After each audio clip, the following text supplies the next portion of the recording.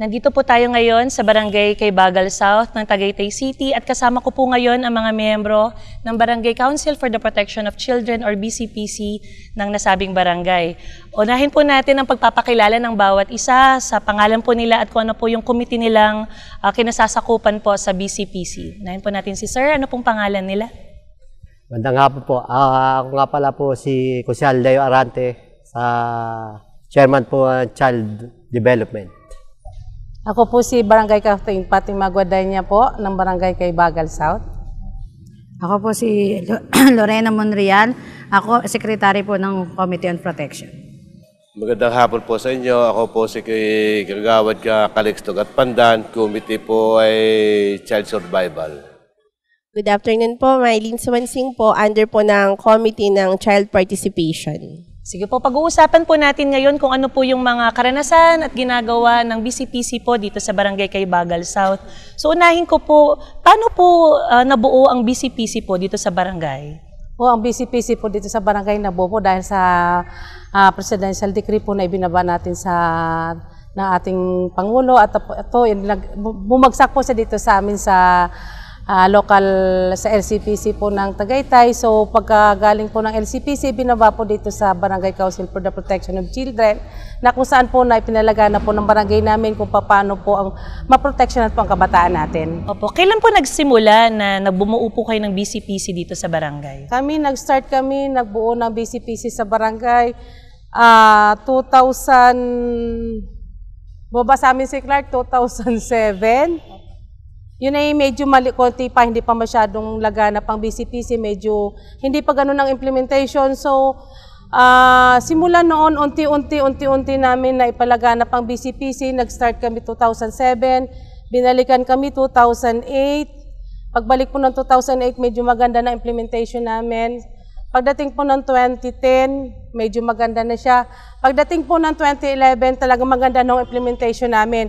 Dati po problema namin yung mga bata, yung bata na namamalimos, nawala po sa amin yun. Yung mga badyaw po sa palengke namin na napakaraming mga, talaga namang medyo nangangalabit na talaga sila ng customer, nawala po sa amin yun. Yun ho dahil sa BCPC. Kumbaga parang tinitingnan namin kung paano namin may approach. Yun, isa ho naming lugar doon sa Talvista, may mga bata po doon.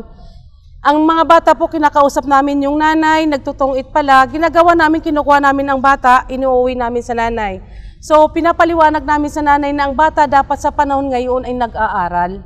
Hindi sila dapat nagtitinda o nang mamalimos.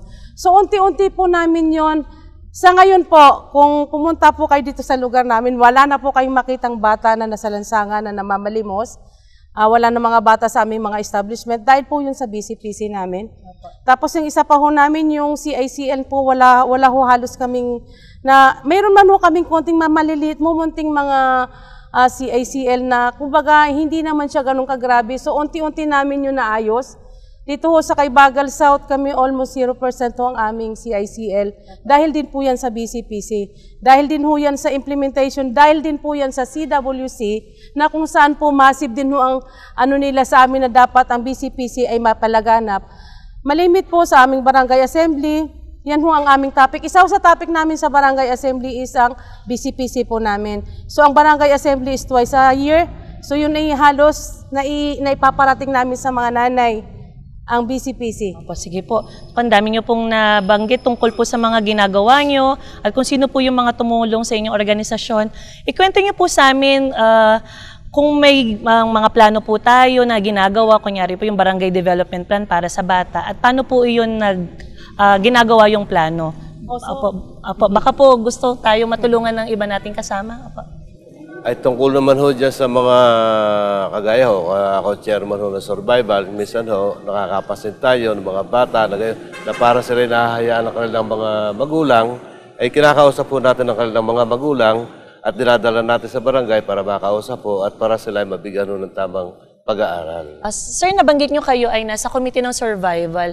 Usually po, ano po yung karaniwang mga ginagawa po sa committee iyon? Patungkol po para sa bata. Sa committee po ng survival. Tinutulungan po natin sila para ho sila ay makapag-aral, ma-survive, matuto sila kung paano kanilang mga pangangailangan, na sila po ay kailangan din makilahok sa kapwa-bata nila at sila ho ay para maturuan din na makilahok, makisali sa ibang mga bata at para ho sila ay lumawak ang kanilang kaalaman. Opo, nabanggit niyo po no, na tinutulungan natin yung batang makilahok. Meron po bang batang miyembro ng ating BCPC o representative po, child representative? Meron po kaming child representative. Yun ho yung isa sa madaming kwento. Yun isang child representative namin, yun ay nagkaroon kami ng KD assembly. Kasi yung asawa, yung si Clark nga po, yun ay nagsabi sa akin na, alam mo, na taga CWC, sabi niya, alam mo maganda magkaroon ka ng KD assembly. Ginawa ko yon. Nagkaroon ako ng KD assembly.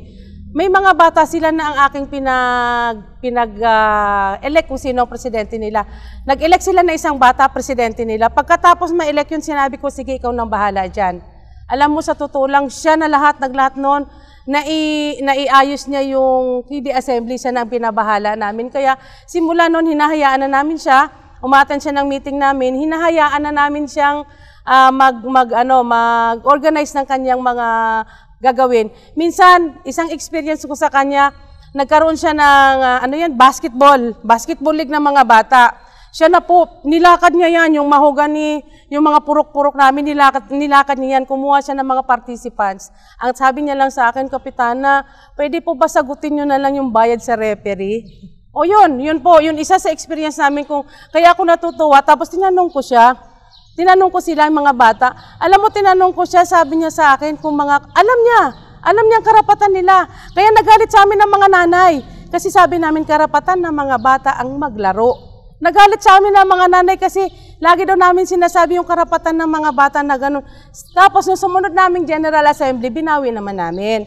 Karapatan nga nila maglaro, pero kailangan din nila tulungan ang kanilang mga magulang. So bumawi din naman kami sa part na yun kasi medyo nung panahon ng 2011, grabe yung BCPC namin. Hala, mga nanay nagre-react na kasi ang mga bata, may isang bata kasi sinabihan na nanay, huwag kang magpunta doon sa court. Aba, karapatan mo yun na. Sa assembly po yun or yung paglalaro? Paglalaro. Karapatan namin na maglaro. So, nagalit sa amin nanay. Sabi niya, bakit sinasabihin? So, simula po naman noon, kasama din namin sa aming General Assembly kung paano din i-approach yung nanay kung bakit namin sinabi yon.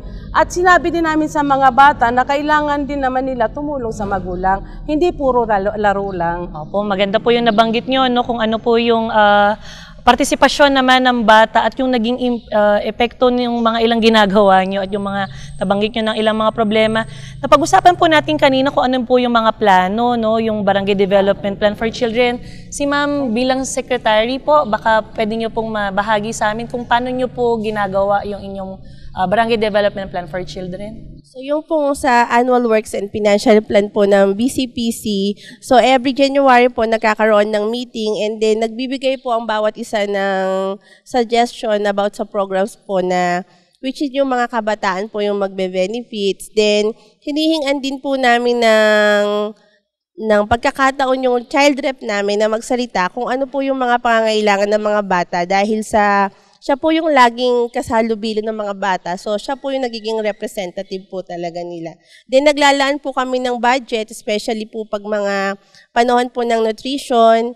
Then, yung sa Children's Month celebration, nagdadaos din po kami ng Family Day at saka po ng KD Assembly. So, every time po na may mga ganong activities, nagkakaroon po kami ng konting lecture tungkol po sa children's right. Okay po.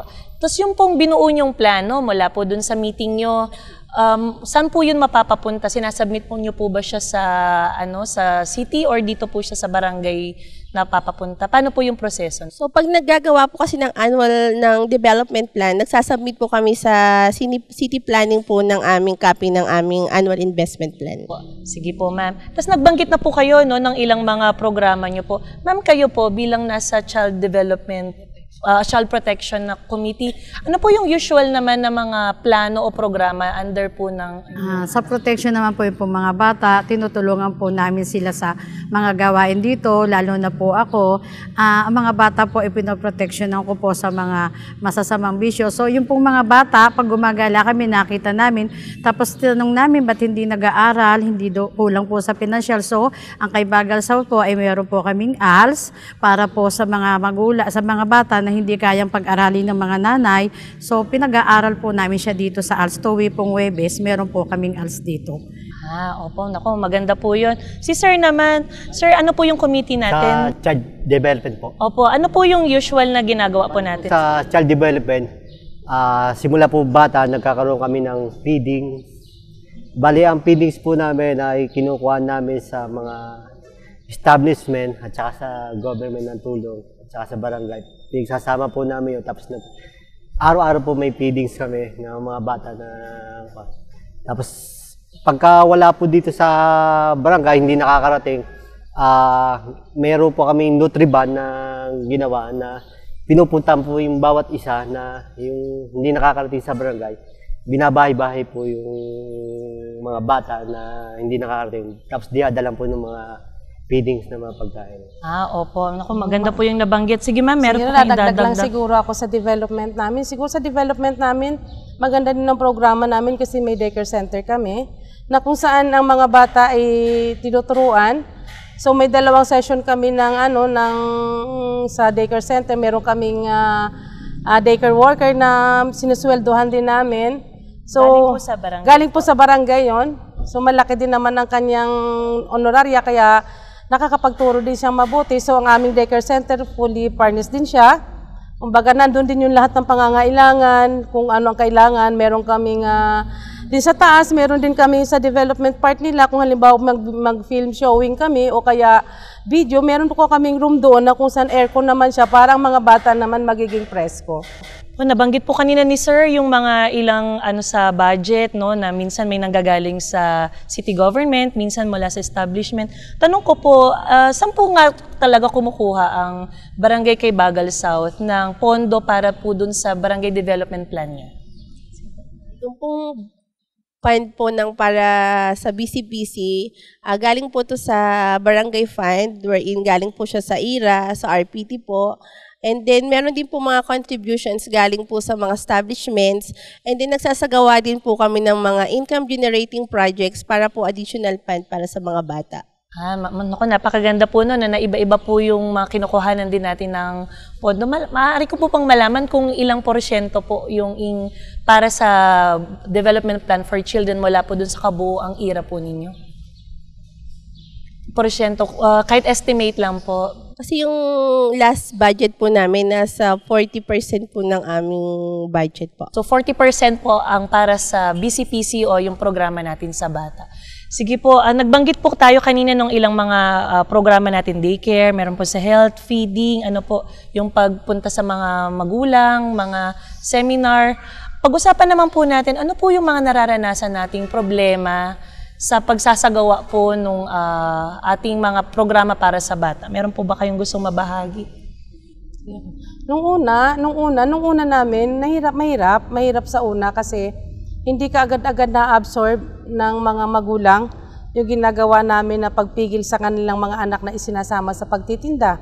Kasi hindi matanggap ng nanay So unti-unti pinapaliwanag namin. Siguro sa kahabaan ng panahon na masyado naming na-implement na yung implementation natin ng BCPC, unti-unti na unawaan naman ng mga magulang na dapat pala ay sila ay magsumika para sa pamilya, hindi ang bata ang magtatrabaho sa kanila. Kasi dito sa amin, palibasa hawak namin ang mahogany, hawak namin yung Talvista, yung Sky Ranch, yung Mushroom.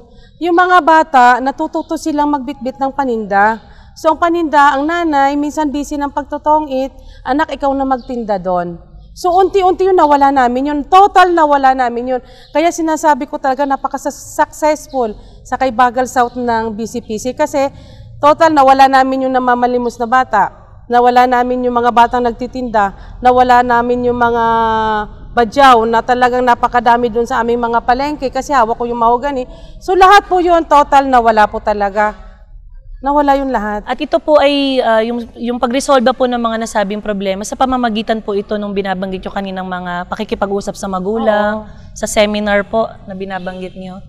Kasi yung siguro nagiging leksyon na din sa amin dahil siguro sa palagi na ang aming barangay, ang aming city ay pinibisita ng CWC at saka madami kaming mga lakbay-aral, yung mga bata meron mga bata na pumupunta sa amin, nag-interview din kung ano ang ginagawa namin. So, unti-unti, kagustuhan din naman namin na maging model o kaya magiging silbing buhay na patutuo na ang implementation ng BCPC ay kung gagawin mo, unti-unti magagawa mo.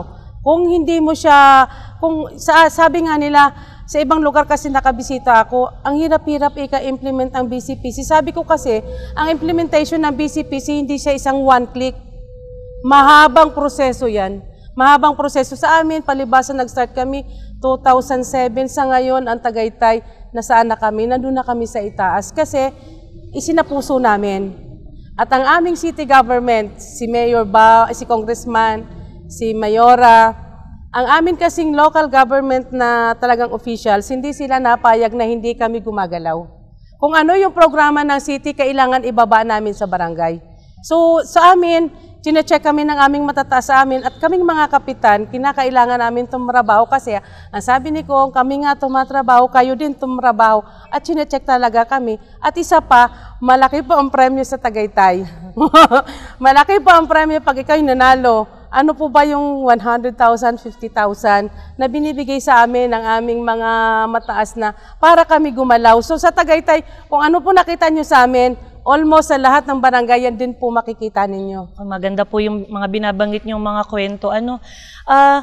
Nabanggit niyo na po rin po yung mga tungkol sa mga politiko, mga sa inyong mga na nakakataas sa inyo.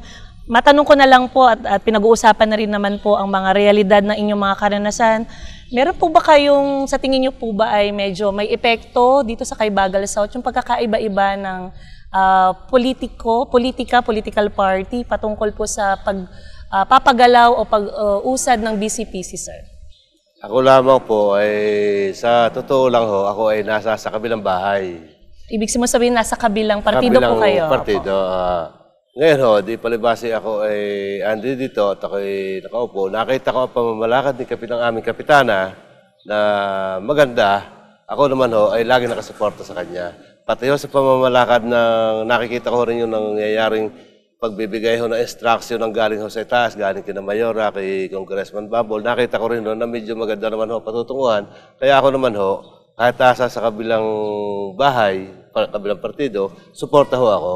Dahil naman ito'y naisip ko rin, ikagaganda naman ho ito ng barangay. Napakaganda po nun. Ibig mong sabihin nun ay hindi po hadlang na magkakaiba tayo ng ideolohiya at yung political association baga. Ay sa akin ho palagay hindi ho. Kasi ho ay ako'y nagsasabi rin ho ako ng pondo kay Kapitana na gano'n. Ako ay merong popondohan, ako inyong tulungan at ho ay para sa ating kabarangay. Siya naman ho willing na tumulong sa atin. Tayo ho ay lagi sinusuportahan niya. Napakahusay po ng mga naririnig natin. Siguro po, dadako na po tayo sa mga ilang panghuling mensahe po natin para mo naman po matulungan natin ang ibang mga barangay kaya sa ibang lugar para mas kasing, kung hindi naman kasing gilas ninyo bilang gumagalaw na BCPC, ano po kaya sa tingin niyo yung mga pwede niyong maibahaging mga tips o suggestions mula sa inyong mga karanasan po para po gumalaw po ang kanilang BCPC. Unahin ko na po kayo. Para po maging successful ang isang child-friendly barangay, kailangan po na merong unity ang bawat barangay po. Nagkakaisa po sa mga programang ipapatupad at kailangan po na i-deliver po ng maayos sa mga kabarangay ang lahat po ng programa at suporte na kailangan nila. Maraming salamat po ma'am para doon, sir. Para sa akin naman ho, ang nakikita ko ay lalo ho doon sa may Mahogany, sa courthouse. Sa dami ho ng kabataan doon, ay kuminsan ho may mga pangyayari na gayon-gayon away ng mga bata na nadamay ang magulang, ay sila ho aking pinapaalalahanan at akin ho sinasabi sa kanilang ay dapat ho yun ay huwag tayo sumama kasi yan away ng mga bata, huwag natin samahan. Sige po, ma'am. Para po maging tumatagumpay ang BCPC, kailangan po talaga ng ugnayan, ng samahan, at palagi po kami nagkakaisa pag oras po ng activities. Lahat po ng kabataan, tulad po ng nakita nyo ngayon, kaysa po ang mga kabataan ay nasa bahay lang, andyan po sila, kasali po sila sa lahat sa mga festival upang sila po ay mapalayo sa masamang bisyo. Sige, ihuli ko po kayo, Kapitana. Dito lang po muna tayo kay sir. Baris po, sa akin, kung masasabi ko na po sa mga ibang lugar, kalimutan natin yung mga politika ngayon. Basta tayo magtulungan, sama-sama, para mapaayos ang ating lugar. Iwasan natin yung mga inggitan, mga ganyan. Basta focus tayo sa ating serbisyo, magagawa natin na maayos ang ating... Maraming salamat po. Kapitana, bilang panghuli po, ano po ang masasabi nyo sa mga katulad nyong kapitan na gustong mapagalaw ang BCPC nila pero nahihirapan? Sige. Ang masabi ko lang sa mga kapwa ko kapitan, hindi hadlang ang budget, hindi hadlang ang pinansyal, hindi hadlang ang political affiliation, kundi ang puso natin para magserbisyo para sa mga bata. Kung ang success ng isang barangay child-friendly ay hindi po ano pa man kundi ang puso natin na tumulong sa kapwa. So kung may wala namang budget, hindi po hadlang yon. Hindi hadlang ang budget. Ang madami pong mga establishment, madami pong mga kapwa natin na handa tumulong para lang mapaayos ang mga bata. Dito pa sa lugar namin, ang mga bata po, inaakap ko yan. Yan ho, kung mapansin ninyo, alam niyo, auntie ako ng bayan. Bakit? Kasi lahat ng kabataan ay inaakap ko. Lahat yung mga tawag sa akin, auntie. Inaakap ko ang mga bata para sa ikabubuti. Iniingatan ko sila. Ako namumroblema ako kapag may nabalita na akong mga bata nagdodroga. Unti-unti ko yung kinakausap. Kayo din siguro mga kapwa kong kapitan. Hindi po hadlang ang anumang problema. Kailangan lang ay isa puso natin ang ating trabaho.